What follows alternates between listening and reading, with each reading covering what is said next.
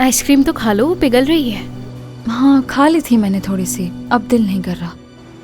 वो सीरीज जो तुम्हें पसंद थी वो क्यों नहीं देख रही हो? तुम्हारी दादी और उनकी अम्मी कुछ देख रही थी तो मैंने उनको डिस्टर्ब करना नहीं चाहा। क्या तुम्हें यहाँ आकर अच्छा नहीं लग रहा? नहीं, ऐसा बिल्कुल भी नहीं है। हम दोनों बचपन से ही यतीम खाने में पले बड़े हैं और उस सब के बाद ये घर क्यों अच्छा नहीं लगेगा? एक बात बताओ मुझे, तुम्हें दादी ने तो कुछ नहीं कहा है? अगर कहा है तो बताओ। मैं बस चाहती हूँ कि हम दोनों साथ रहें। अनम, मैंने तुमसे कुछ पूछा है, क्या उन्होंने तुम्हें कुछ कहा है? नहीं तो कुछ नहीं कहा, वो क्यों मुझे कुछ कहेंगी? ठीक है, देखो कोई भी तुम्हें तकलीफ नहीं दे सकता, मैं किसी को इजाज़त नहीं दूंगी। जानती हूँ। बहुत तेज है ये लड़की।